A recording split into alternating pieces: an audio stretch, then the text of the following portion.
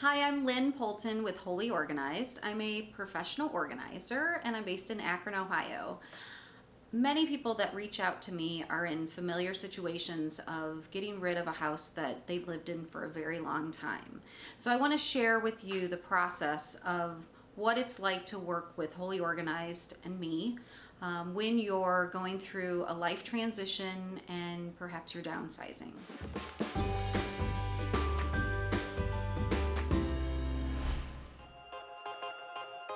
So I want to share a client story. Her name is Michele, and she's given me permission to tell her story and to share these photos.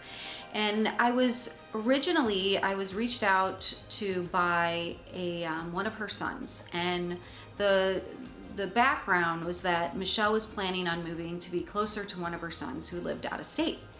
And the other son lived in the area, but both are very, very busy with their careers and families, and they needed help.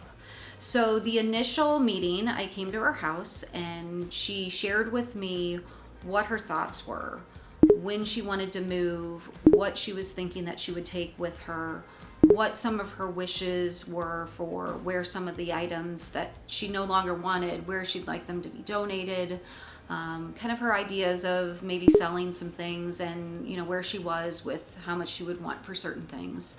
So we had a conversation, and at the end of the time we decided that we were going to work together. So there are a lot of pieces when you are trying to really unpackage, I guess, a house that has been lived in for a long period of time. And in Michele's case, it was 30 years. So some of the challenges were that she really only wanted to take 5% of what was in the house. And so that 95%, we needed to figure out what would happen to it.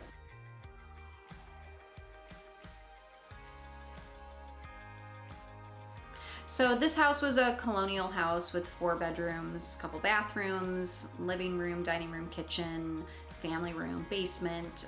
So the process was really, we chose a space, and I had some contractors that helped me through the process because it was a lot of area to get through. And we tackled the kitchen by taking things out, making notes and taking photos and sending them to Michele and her son to find out which of these items would she want to keep. And then moving into the dining room, taking pictures and again asking questions about what she would want to keep. And this really kept the process going. It went smoothly. When we had gone through everything and we had identified things that she would want, we would set those aside, and then we had packers come and pack all of that and ship it to her. So that was toward the end of the process that we were able to get the items that she wanted shipped to her home. Michele no longer wanted to take with her, but there were lots of other pieces to the project that didn't include organizing stuff. And that was getting a landscaper, getting a house cleaner, getting a contractor to look at the condition of the foundation. Some of the community partners that I worked with were Bomb Shelter Store, the Vintage Store that buys many different items from different eras. Worked with Junk Away to take things that were no longer useful, that we couldn't donate because of the condition. We worked with Goodwill. We had many boxes donated. Also, we sold 2 cars, Toyota Supra from the 80s, and we found a buyer for that. And then we found a buyer for the other car. So when someone hires me to help them with their project, it is much more than just going through stuff and putting things in boxes. It's really getting a sense from the client what's important to them. Where do they want items that they no longer want to keep? Where do they want those things to go? And it's my job to get those items to the proper place based on what they've asked for. And one of the biggest things that was important to Michele was that she wanted to find a home for all of this fabric because she's an avid quilter, and that happened during this project when we worked with the woman that needed yarn. It was the sweetest interaction.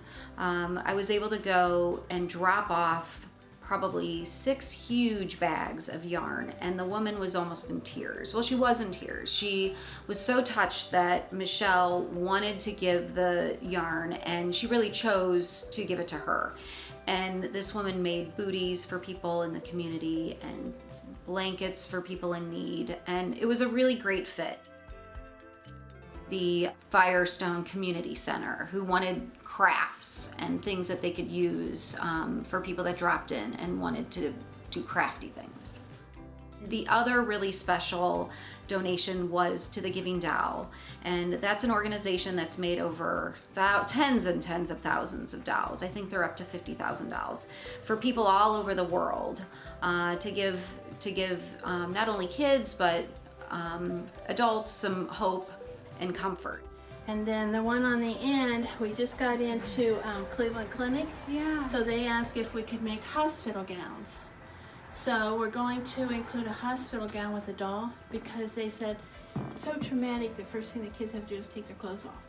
So if they could take it off the doll, put the clothes on the doll, and then undress and do it themselves. Coordinated.